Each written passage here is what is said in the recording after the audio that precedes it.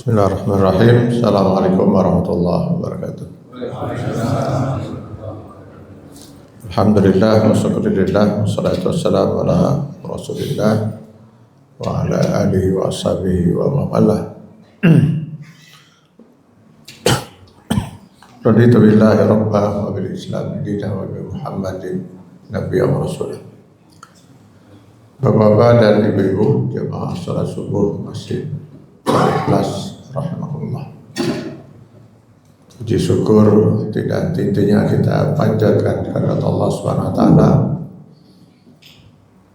Karena tidak henti-hentinya pula Allah melimpahkan rahmat serta karunia, inayah, taufik dan hidayahnya pada kita sekalian.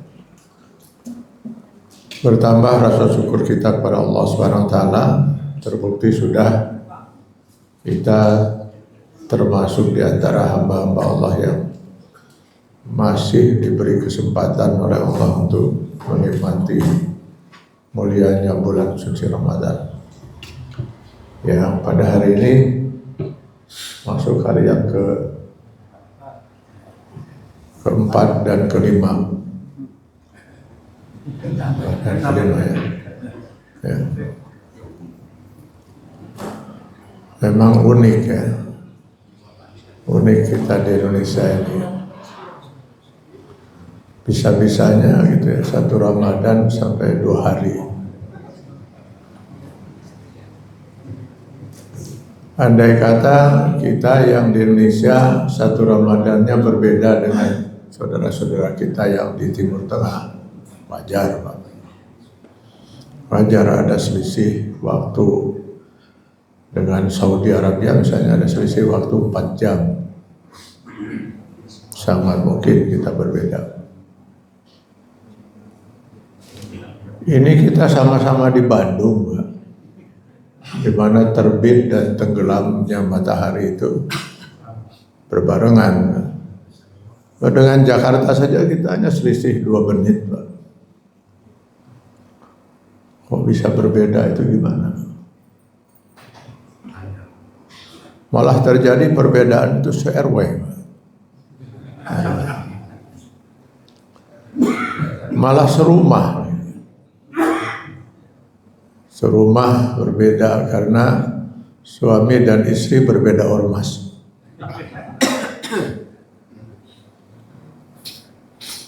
Dan biasanya selalu nanti kita akan dihibur dengan ungkapan ikhtilafu ummati rahmah. Perbedaan di antara umat itu adalah rahmat. Maka nikmatilah perbedaan itu. Sejauh yang saya ketahui, ini bukan hadis. Tapi mungkin karena bahasa Arab, jadi dianggap hadis. Di mana letak rahmatnya perbedaan? Yang terasa di masyarakat itu malah laknat. Si suami kebetulan sudah berhari raya, sementara istrinya masih saum. Ini kalau berbeda 1 Syawal. Lalu si suami mengatakan pada istrinya, berdosa kamu. Kenapa? Kata istrinya. Haram hukumnya puasa di hari raya. Si istrinya gak mau kalah, lalu mengatakan pada suaminya, kamu yang berdosa. Kenapa? Puasa kamu itu kurang sehari. Harusnya sekarang tuh masih puasa malah kesdahan. Malah kamu udah makan. Nah kalau sudah seperti ini, di mana rahmatnya?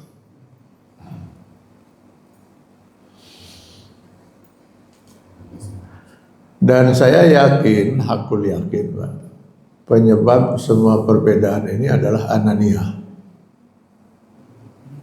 egoisme, Pak.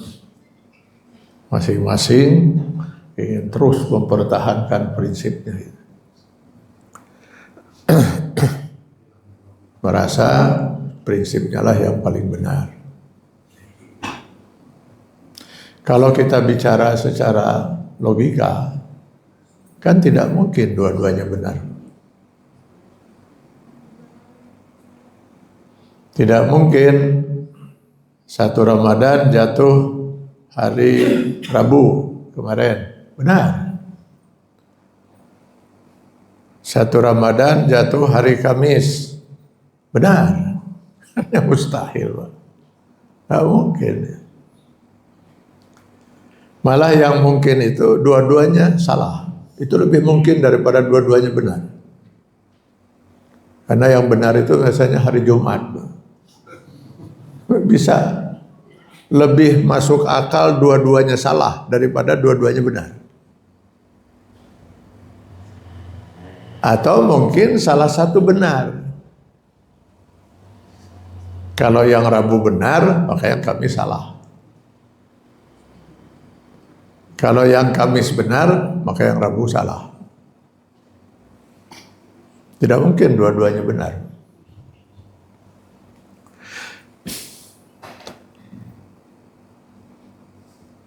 Nah ini mestinya gitu ya. Mestinya kalau menurut saya idealnya pemerintah itu mengundang semua ormas itu. Tidak usah terbuka, Pak. Tidak usah disiarkan langsung gitu. Diundang lalu dimusyawarahkan. Bagaimana supaya keputusannya bisa disepakati bersama tanggal berapa ya. Sebelum ada keputusan pemerintah, jangan ada satupun yang mengumumkan. Jadi terus ini saja, sepakati baru diambil keputusan oleh pemerintah. Andai kata gitu, saya berandai-andai itu. Andai kata saya pimpinan salah satu ormas itu yang selalu berbeda dengan ormas yang lain. Terbayang oleh saya akan datang kepada ormas yang selalu berbeda dengan saya. Lalu saya tanya, Anda yakin nggak dengan keputusan Anda itu, dengan perhitungan dan keputusan Anda dalam menentukan satu Ramadan, satu Syawal itu? Yakin? Kalau dia jawab yakin, siap mempertanggungjawabkan dunia akhirat? Siap. Oh, kalau gitu baik. Saya akan menyampaikan pada umat saya di ormas saya, mari kita ikut. Anda bertanggung jawab dunia akhirat. Selesai, Pak. Selesai itu. Nggak perlu bertahun-tahun, cukup 5 menit saya kira selesai. Untuk menyatukan itu. Tapi kalau misalnya saya tanya gitu kan, Anda yakin tidak? Ini terada kurang yakin sebenarnya gitu misalnya gitu. Oh, kalau gitu ikut saya. Saya yakin, saya siap bertanggung jawabkan dunia akhirat. Selesai kan, Pak? Tapi kalau selamanya masing-masing mempertahankan prinsipnya sambil tidak mau berdialog,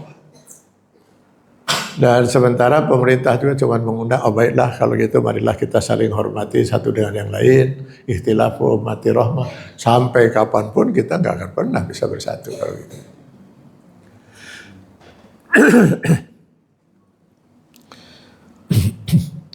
Sudahlah kita tinggalkan saja masalah itu, Pak.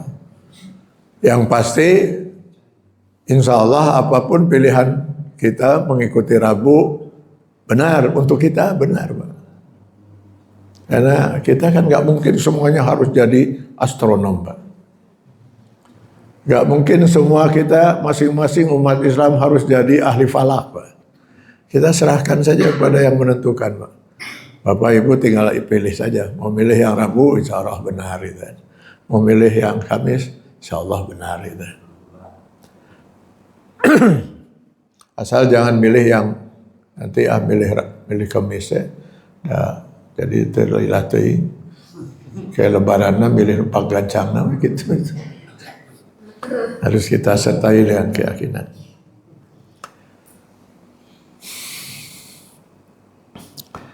Bapak-bapak dan ibu-ibu hadirin rahimahullah. Kalau kita perhatikan di dalam Quran surat Al-Baqarah ayat 183 Ini nggak ada air minum itu, Pak. Biasanya suka ada air minum ya. Padahal mah disiapkan aja, ada mau diinum.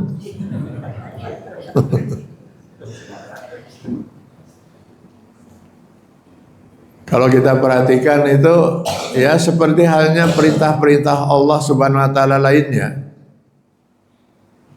Perintah ibadah saum itu hanya ditujukan pada orang yang beriman. Ya ayyuhallazina amanu. Wahai orang-orang yang beriman. Perintahnya, seruannya pada orang yang beriman. Perintahnya kutiba alaikumusiyam. Diwajibkan atas kalian melaksanakan siam.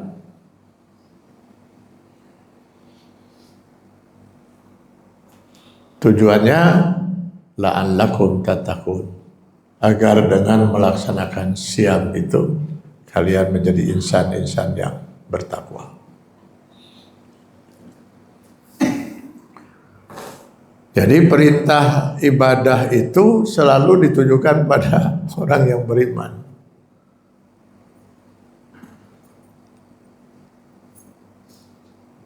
Karena itu kalau kita lihat sejarah risalah Islam dibawa oleh Rasulullah SAW selama 23 tahun. Ada yang mengatakan 22 tahun, 2 bulan, 22 hari. Ya sekitar itulah. Itu terbagi dua periode. Periode Mekah, yaitu ayat-ayat yang turun selama Rasulullah SAW berada di Mekah. Itu kurang lebih 13 tahun. Dan periode kedua, ya ketika beliau sudah hijrah ke Madinah, yaitu ayat-ayat dan surah yang turun ketika beliau sudah di Madinah. Ayat dan surah yang turun di Mekah itu dikenal dengan ayat Al-Makkiyah, ayatul Makkiyah atau surah Makkiyah. Salah satu cirinya adalah diawali dengan firman Allah, ya ayyuhan nas, wahai manusia. Loh, manusianya belum pada beriman. Jadi seruannya kepada manusia pada umumnya. Sedangkan ayat-ayat di Madinah, nah itu seruannya sudah kepada ya ayyuhallazina amanu.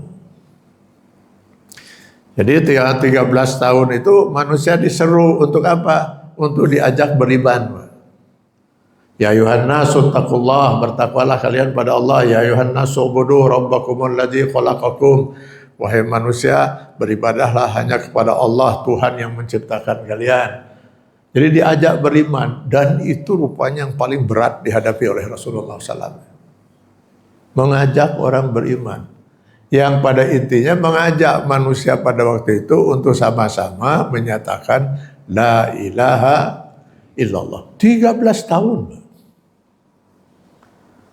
Dan beliau tidak berhasil sepenuhnya. Yang ada mereka semakin gencar melawan Rasulullah SAW. Bahkan bermaksud untuk membunuh Rasulullah. Yahudi 2 kali berusaha membunuh Rasulullah di Mekah.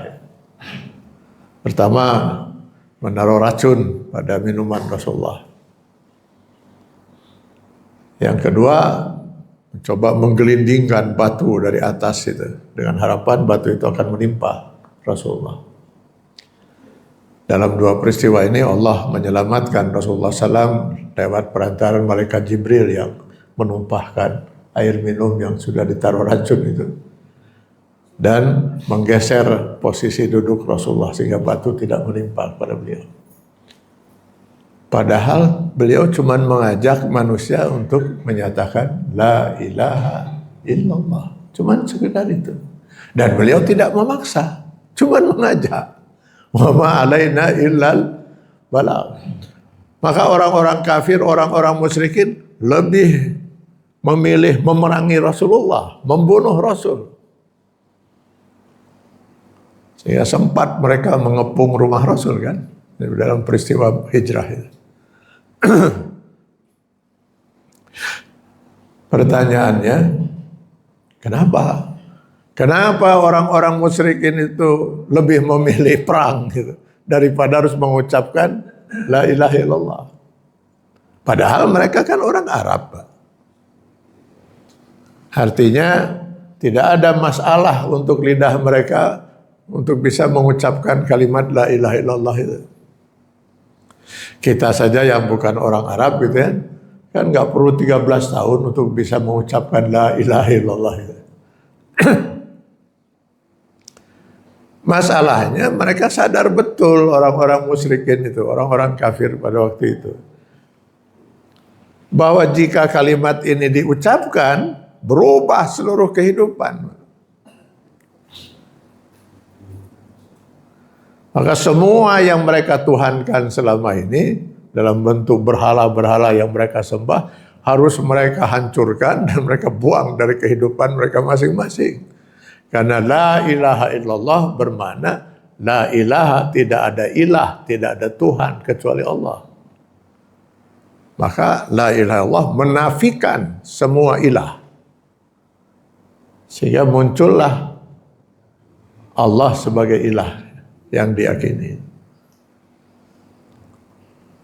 Mereka sadar betul kalau kalimat la ilaha illallah ini diucapkan, berarti semua aturan hidup yang berlaku pada mereka waktu itu harus mereka singkirkan dari kehidupan. Mereka ganti dengan syariat dan aturan serta hukum Allah.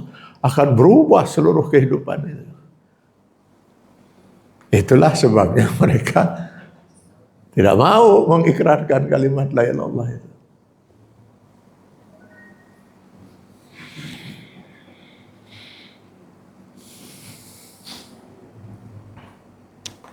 Nah, pertanyaannya sekarang, kita sudah mengucapkan la ilaha illallah itu. La ilaha illallah mengandung pengertian la ma'buda illallah. Tidak ada zat tempat mengabdi kecuali Allah. Jadi hidup kita sepenuhnya hanya untuk mengabdi kepada Allah. Itulah sebabnya kita diingatkan minimal 17 kali dalam sholat fardu sehari semalam. Iyyaka na'budu. Hanya kepadamu ya Allah kami mengabdi. Tidak ada kita mengabdi kepada selain Allah. Saya berbakti pada keluarga dalam rangka mengabdi pada Allah. Saya berbakti pada masyarakat, pada negara dalam rangka mengabdi pada Allah. Sebab di Al-An'am 162 kita ikrarkan lagi, inna sholati wa nusuki wa mahyaya wa mamati lillahi rabbil alamin. Bukan hanya saja sholat, zakat, saum, haji, tetapi inna sholati, sesungguhnya sholatku, wa nusuki, seluruh ibadahku, wa mahyaya, seluruh hidupku. Apakah saya secara pribadi atau sebagai suami atau sebagai istri, sebagai orang tua, sebagai anak, sebagai anggota masyarakat, sebagai warga negara, yang saya lihat, yang saya dengar, yang saya pikirkan, yang saya lakukan, yang saya putuskan, semua yang saya lakukan ini semata-mata hanya untuk mengabdi kepada Allah. Dan untuk itu saya siap mengorbankan waktu, tenaga, pikiran, perasaan, harta, bahkan kalau perlu nyawa, saya korbankan nyawa saya. Wa mamati. Kalau memang hanya dengan pengorbanan itulah ridha Allah bisa dicapai. Lillahi rabbil alamin. Nah, itulah hakikat keimanan itu.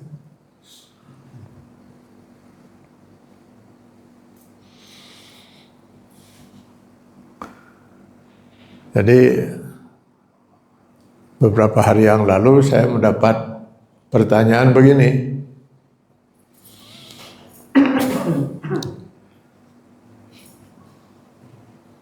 Jadi ada sebuah majelis kemarin itu kita ceramah di Zoom itu. Karena peserta ceramahnya tidak hanya di Bandung, ada di daerah lain gitu. Jadi rata-rata itu mereka yang ikut dalam kegiatan ini usianya memang sudah 60-an. Jadi pernyataan yang mendasar dan mereka inginkan jawabannya pada waktu itu adalah, kami sudah berusia 60 tahun. Artinya kami sudah melaksanakan ibadah saum Ramadan itu sudah kurang lebih 45 tahun. Setiap tahun kami saum, setiap tahun kami saum. Lalu di dalam Al-Baqarah 183 itu dikatakan bahwa orang-orang yang beriman diwajibkan kamu untuk melaksanakan ibadah siam agar kalian menjadi insan yang muttaqin. Rasanya kami belum pernah merasa menjadi insan yang muttaqin. Apa yang salah itu? Sudah 45 tahun. Besok lusa mungkin kita sudah innalillahi gitu. Anggarai asana teh kieu-kieu keneh itu tidak ada perubahan. Nah kalau kita lihat lagi katanya di negeri yang katanya mayoritas penduduk muslim ini pada saum, korupsi semakin merajalela, kezaliman di mana-mana. Katanya hasil saum itu adalah muttaqin. Kok kita nggak merasakan itu ketakwaan itu? Padahal kita semua melaksanakan ibadah saum. Apa yang salah itu? Nah, saya katakan kemungkinan yang pertama yang salah itu sangat mungkin ada umat yang melaksanakan ibadah saum padahal dia tidak diperintahkan untuk saum. Yang diperintahkan oleh Allah untuk saum itu kan hanya orang-orang yang beriman. Kira-kira cek Allah itu aridinya kunaon kudu saum. Saya kan kata Allah hanya merintahkan saum itu pada orang yang beriman. Pertanyaan yang paling mendasarnya harusnya kita tanyakan pada diri kita masing-masing. Kita ini termasuk orang yang beriman tidak?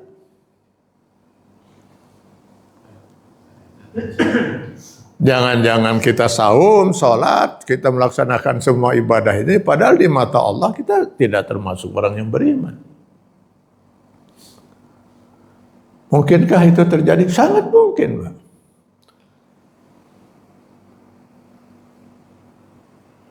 Silakan baca Quran surat Al-Hujurat ayat 14. Suatu ketika datang sekelompok orang-orang Arab Badui. Dalam Quran disebut Al-Arab. Arab-Arab pegunungan itu.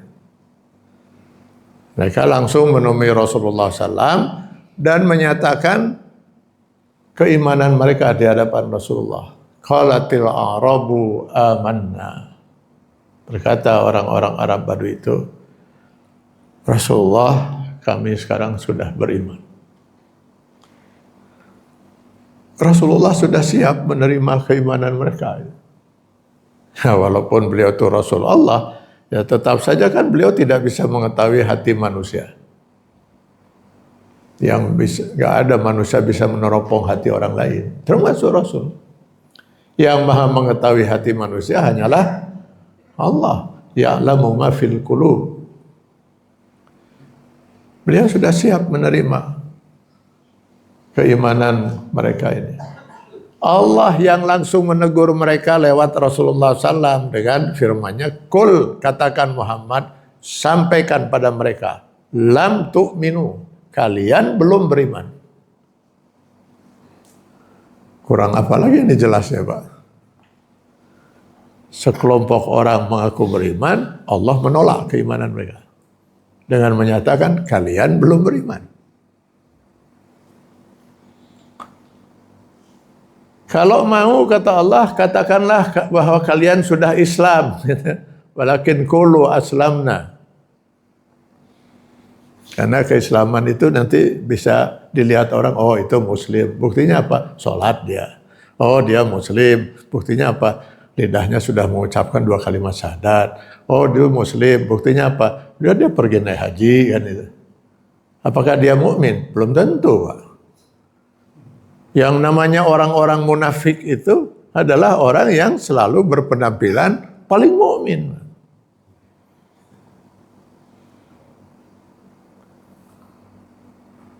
Bahkan dia nyatakan bahwa dirinya beriman di hadapan orang mukmin.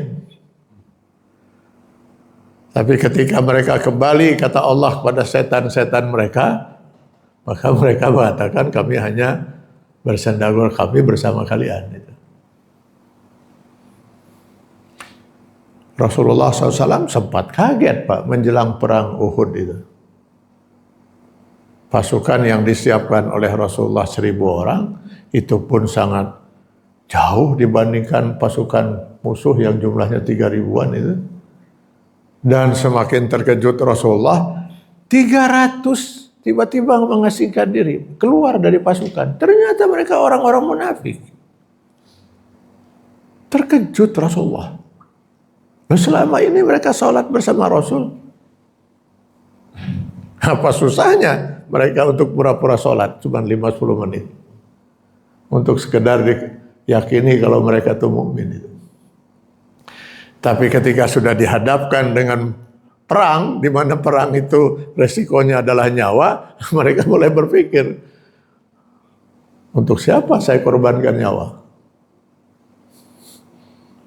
Nah, barulah ketahuan kemunafikannya.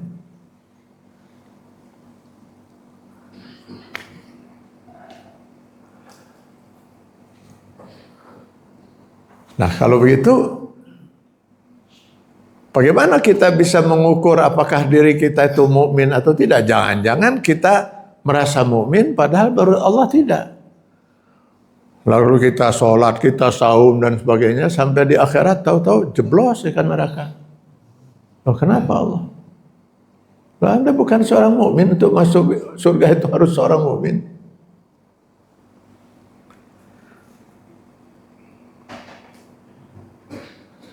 Kurang jadi ngaharulang gitu.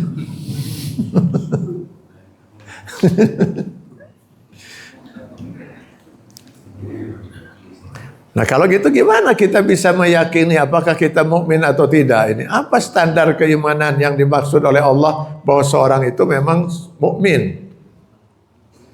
Jawabannya langsung ada pada ayat 15-nya. Innamal mu'minuna alladzina amanu billah wa rasulihi summa lam yartabu. Yang dikatakan mukmin itu hanyalah semata-mata. Ini ada kata innama ya. Mereka yang beriman kepada Allah dan Rasulnya. Beriman pada Allah berarti beriman pada 6.236 ayat Al-Quran firman Allah. Beriman pada Rasul berarti beriman kepada ya kurang lebih 5.000 hadis yang telah disepakati oleh para ulama. Memang itu hadis bersumber dari Rasulullah. Summa lam yartabu. Lalu dia tidak ada keraguan terhadap satu ayat pun, terhadap satu hadis pun. Khusus untuk Al-Quran, Allah menyatakan di awal Al-Baqarah, Alif Lam Mim, Zalikal kitabu la raiba fi.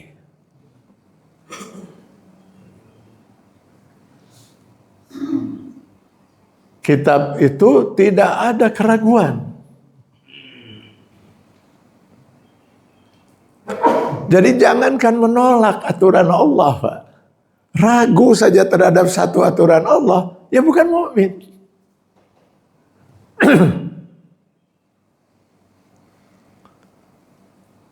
Ragu terhadap firman Allah berarti ragu terhadap siapa? Ya Allah yang berfirman. Sekarang Bapak bicara kepada saya meragukan. Maka yang saya ragukan siapa? Ya Bapak kan. Bapak yang berbicara yang saya ragukan itu. Bapak kayaknya pembohong. Itu kan saya begitu, saya ragu. Bagaimana mungkin ada seorang mukmin lalu dia ragu terhadap firman Allah itu? Apalagi menolak, ya, ragu saja. Berarti dia sudah meragukan Allah. Allah itu zat yang maha sempurna, Pak. Bagaimana mungkin Allah diragukan oleh seorang yang mengaku mukmin itu?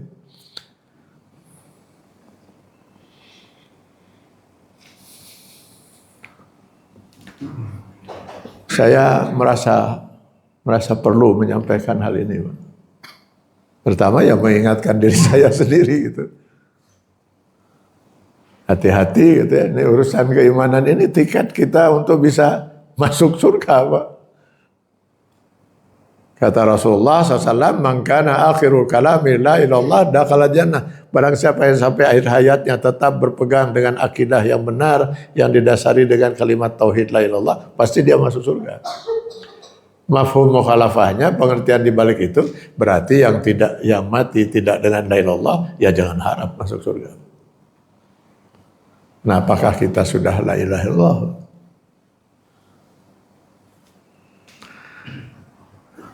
Biarlah kita di bulan Ramadan ini banyak bermuhasabah gitu ya, Pak. Mumpung kita masih hidup di alam dunia ini, Pak. Kata Sayyidina Umar, hasibu qabla an tuhasabu. Hisab diri kalian sebelum datang satu masa di mana giliran Allah yang akan menghisab kita. Nah, kita udah gak bisa berbuat apa-apa lagi. Kalau sekarang kita masih bisa bertobat, kita masih bisa memperbaiki. Kalau sudah meninggal dunia, nggak ada lagi peluang itu. Cobalah kita sekarang tanya pada diri kita itu. Dari 6.236 ayat Al-Quran dan 5.000 hadis itu, sudah berapa ayat dan berapa hadis yang kita jalankan dalam kehidupan sebagai seorang yang mengaku mukmin?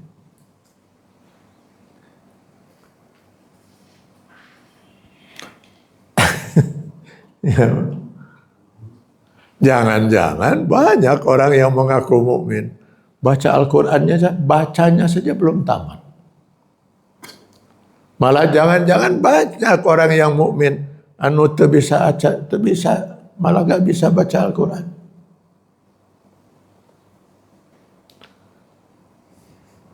Padahal Al-Qur'an ini diturunkan bukan untuk sekedar dibaca lagi, tapi untuk dibaca, difahami, dihayati, dan dijalankan sebagai hudan. Zalikal kitab la raiba fi hudan.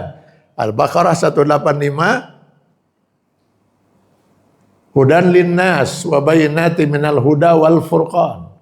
Hudan itu pedoman hidup.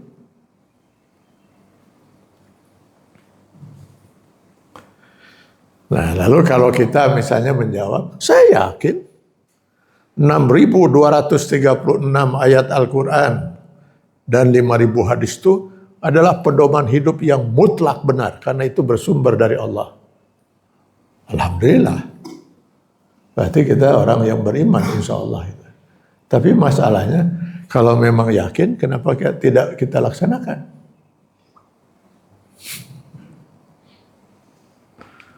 Sekarang saya yakin ini benar. Lalu di sini ada aturan lagi selain Al-Quran, ya, ada aturan lain gitu, yang nyata-nyata bertolak belakang dengan Al-Quran yang saya yakini benar. Kira-kira aturan ini benar tidak? Ya? Islam adil. Ya. Kan tidak mungkin kebenaran itu bisa dua bertolak belakang. Jemaah kita ini ada namanya Pak Karim.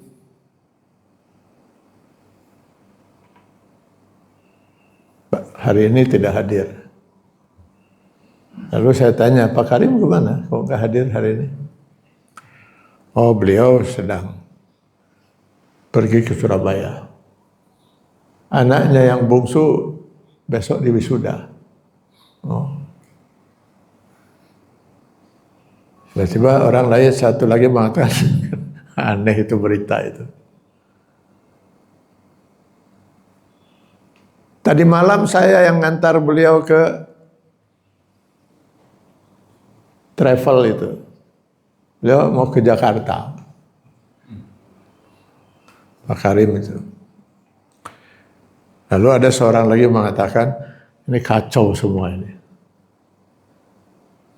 Waktu sahur tadi saya masih telepon-teleponan dengan Pak Karim. Beliau sedang umroh.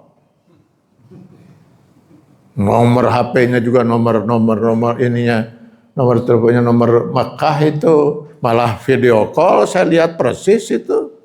Beliau sedang di depan Baitullah. Pertanyaan saya, 3 berita ini kan berbeda, Pak. Mungkinkah 3-tiganya benar?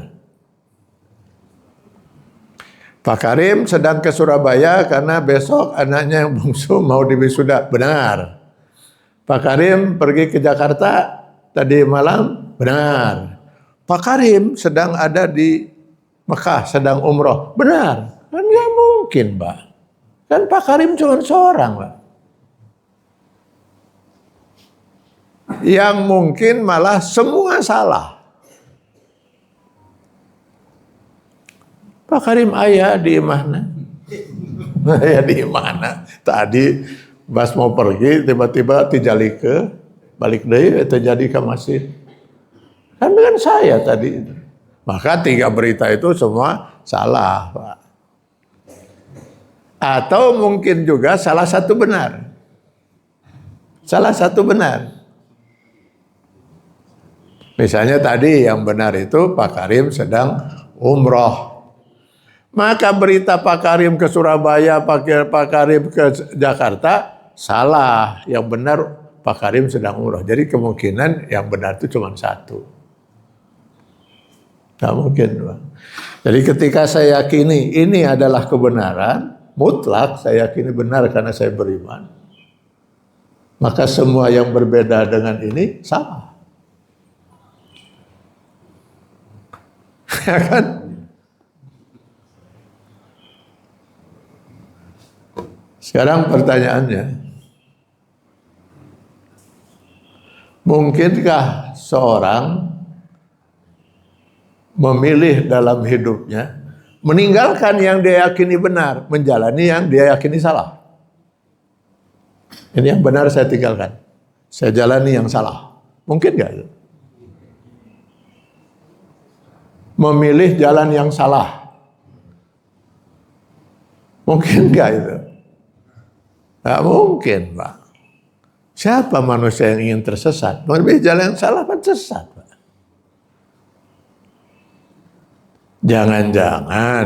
Jangan-jangan kita sudah tidak meyakini kalau ini benar atau ragu. Nah, kalau memang sudah tidak yakin ini benar atau ragu, bisakah dikatakan mukmin? Nah, kalau memang tidak bisa dikatakan mukmin, lalu ngapain saum? Ngapain sholat?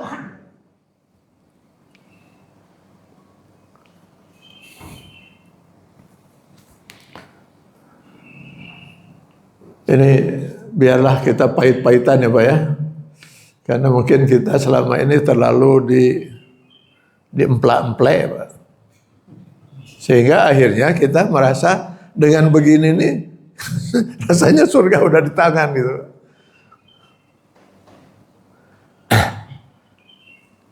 Untuk apa Allah menurunkan 6.236 ayat ini, yang nanti dijelaskan lewat 5.000-an hadis itu? Kan bukan hanya untuk sekedar dibaca dan diketahui, untuk kita jalankan dalam kehidupan.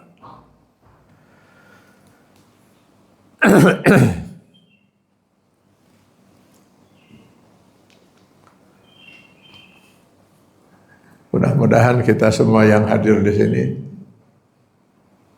mukmin. Seolah kita nggak ada keraguan sama sekali. Cuman memang kita nggak mampu melaksanakan itu. Nah, Allah tidak akan pernah menuntut kita di luar kemampuan.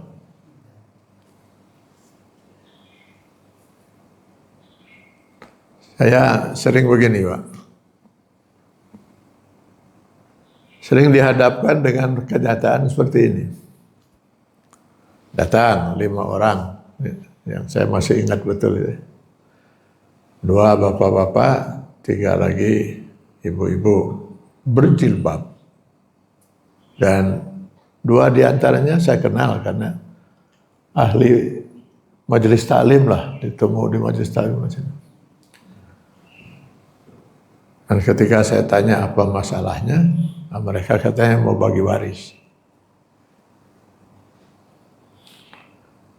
Ada masalah apa sebenarnya di waris itu? Ya suami ayah kami udah meninggal katanya. Ibu masih hidup. Lalu ibu yang mendesak agar segera dibagikan saja harta waris itu dari almarhum. Dia bilang sederhana sekali ini ya. Saya pikir ada masalah seperti apa itu masalah. Kan ini sederhana sekali, Bapak Ibu tinggal baca Quran surat An-Nisa ayat 11, 12, langsung ketemu jawabannya. Ahli waris kan cuma istri dan 5 orang anak. Saudara-saudara dari almarhum kan nggak dapat karena terhalang oleh anak laki-laki. Jadi hanya istri dan 5 orang anak. Istri, lihat di situ dalam Al-Quran. Haknya berapa? 1/8. Karena almarhum meninggalkan anak. Berarti yang sisanya yang 7/8 dibagi 7.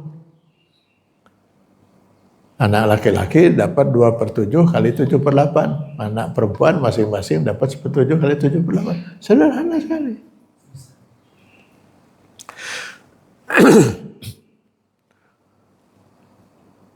Nggak gini Pak masalahnya. Kami ingin harta waris ini dibagi rata. Gimana ini?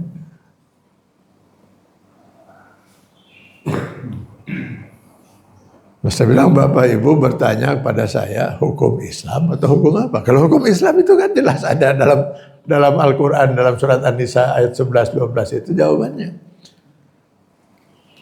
Kalau mau hukum ini mau waris ini dibagi rata, ibu harus cari hukum yang lain. Ya jangan tanya hukum Islam, kalau Islam itu jawabannya itu. Dan ini masih banyak kan terjadi dalam kehidupan kita. Ini masalah ini aja masalah waris. Belum lagi masalah lain.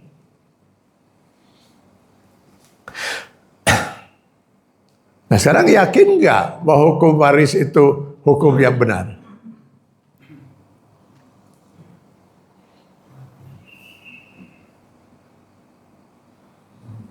Kalau yakin kenapa tidak dilaksanakan?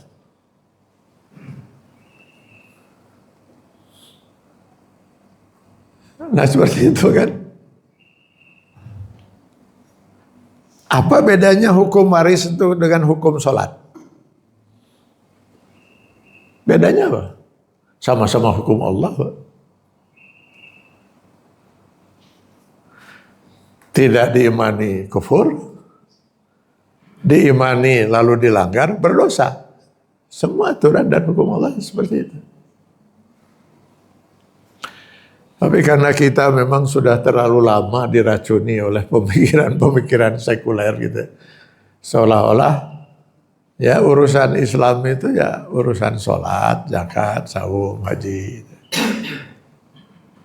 Nanti kalau dalam kehidupan bermasyarakat, bernegara, Allah jangan ikut campur lah. Karena untuk mengatur kehidupan bermasyarakat, bernegara, kami lebih ngerti daripada Allah itu. Maka aturan Allah kita tinggalkan. Mukminkah kita?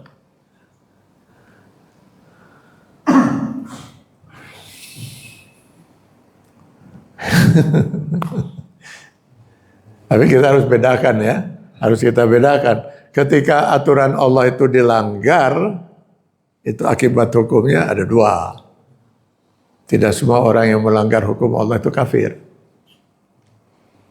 Kita lihat sekarang. Iblis melanggar aturan Allah.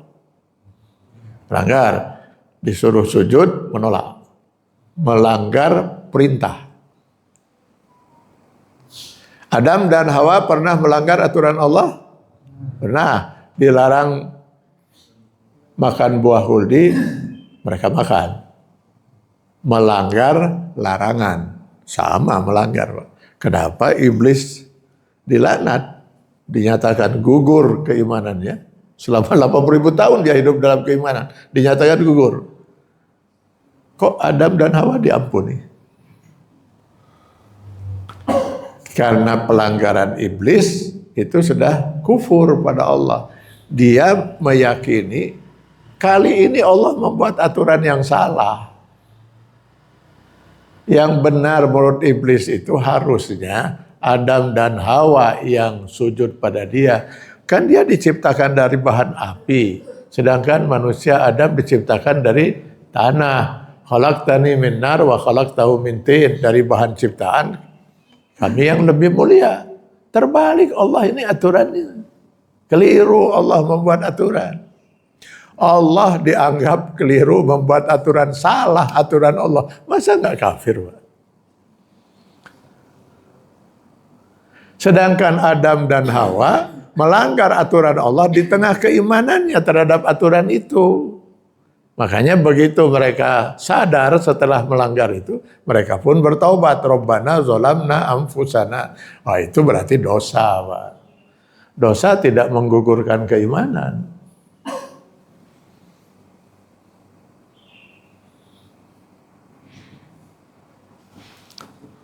Mari kita renungkan lagi Al-Baqarah 208, Pak.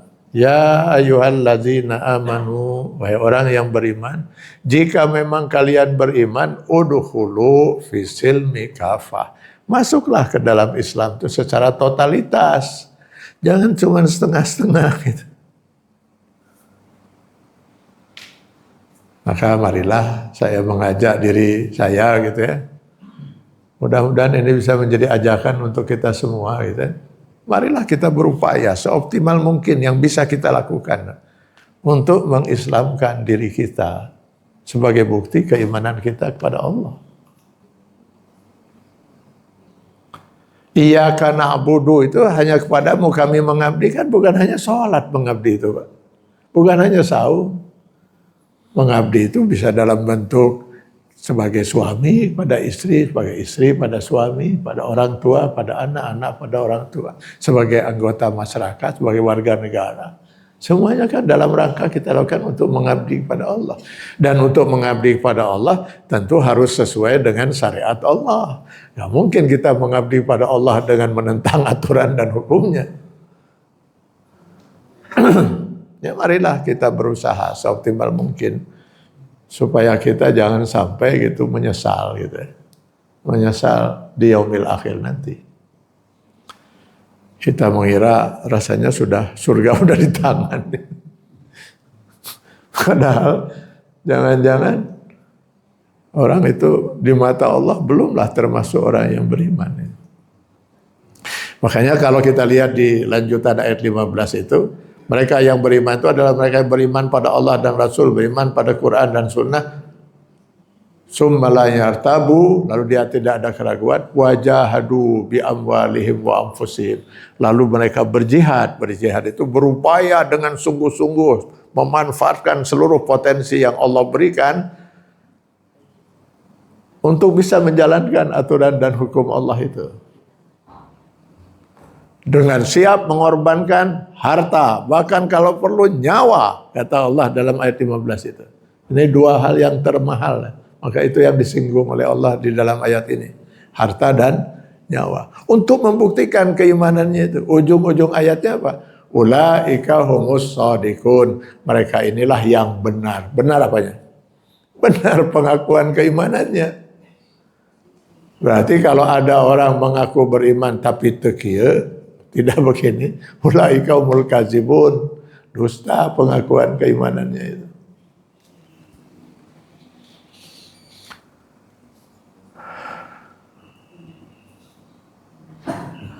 Saya tidak bermaksud sedikit pun untuk menakut-nakuti Bapak dan Ibu sekalian, Pak. Boro-boro menakut-nakuti Bapak Ibu, saya sendiri sudah ketakutan, Pak, selama ini, Pak.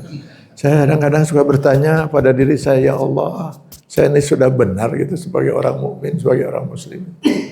Lagi-lagi di usia seperti ini kan, yang kita usia yang ya sudah last one lah gitu ya. Entah besok lusa kita sudah akan dipanggil oleh Allah Subhanahu wa taala. Saya cuman sering bertanya aja pada diri sendiri ini, Pak. Saya bertanya pada diri sendiri itu. Ya Allah, kalau besok saya meninggal dunia, selamat nggak saya ini?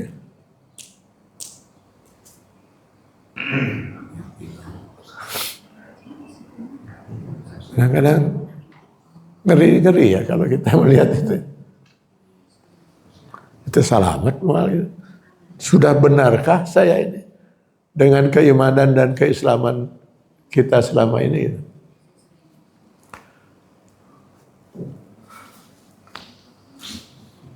Ya, di bulan Ramadan inilah kita banyak merenung, Pak. Bulan yang penuh dengan ampunan, kata Allah. Mudah-mudahan Allah mengampuni segala dosa dan kesalahan kita. Dan Allah memberikan petunjuk pada kita agar kita termasuk hamba-hambanya yang beriman, Pak. Agar kita mau berusaha seoptimal mungkin. Paling tidak dalam batas kemampuan kita, Pak. Mari kita ciptakan suasana keislaman di rumah tangga kita masing-masing, Pak. Dan itu pasti bisa kita lakukan kan, Pak. Mari kita wujudkan itu. Suami ingatkan istri kalau melalaikan kewajibannya sebagai seorang muslimah, sebagai seorang istri menurut Allah gitu. Istri ingatkan suami itu kalau sampai suaminya meninggalkan kewajiban sebagai suami menurut Allah gitu. Jangan biarkan anak berbuat durhaka pada orang tua gitu. Jangan sampai kita sebagai orang tua juga lalai membimbing dan mendidik anak kita. Walaupun anak kita sudah punya anak sekalipun kan tetap anak. Ya kan itu. Ada pandangan di masyarakat itu kalau anak kita sudah menikah, lepaslah tanggung jawab. Bagi saya tidak, Pak. Malah kalau anak kita menikah itu nambah tanggung jawab. Yang harus kita nasihati bukan anak kita lagi, bukan hanya anak kita, menantu. Makanya ketika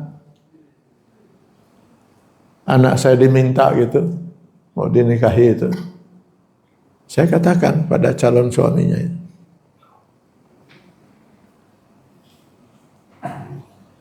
bahwa saya akan nambah anak untuk saya nasihati.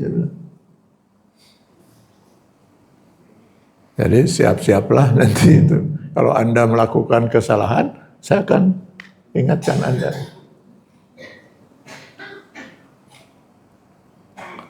Makanya saya sering kumpulkan anak dan menantu itu. Saya mulai nasihati satu-satu. Ini nambah kewajiban kan, Pak. Saya katakan padanya, saya tidak akan pernah menyerahkan anak saya. Itu tanggung jawab saya sebagai ayah. Tanggung jawab sebagai ibu. Kan. Dengan menikah jadi selesai, tidak. Sampai anak saya punya anak lagi, saya tetap saja anak kan. Yang harus saya ingatkan kalau dia salah. Mari kita ciptakan itu, Pak. Paling tidak agar kita bisa terbebas dari pertanggungjawaban di hadapan Allah. Kita mengaku beriman, tapi tidak melaksanakan apa yang menjadi kewajiban kita di mata Allah Subhanahu wa taala.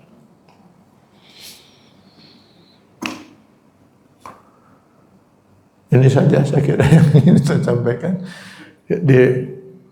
Merenungnya diteruskan di rumah. Merenungnya. Ya, muhasabah kita lah ya Pak ya. Tidak ada maksud lain saya kecuali mengajak kita bermuhasabah sebelum kita dihisab oleh Allah Subhanahu wa taala. Saya hanya ingin mengingatkan diri kita masing-masing yang bakal dihisab oleh Allah itu bukan hanya sholat, zakat, saum, haji. Seluruh kehidupan kita mulai dari akhir balik sampai sakratul maut, Pak. Sekecil apapun itu akan dihisab oleh Allah. Kedipan mata kita, yang terlintas dalam pikiran kita, yang digerakkan tangan kita, kemana kaki melangkah. Faman ya'mal misqala dzarratin khairan yarah, Wa may ya'mal mithqala dzarratin syarran yarah.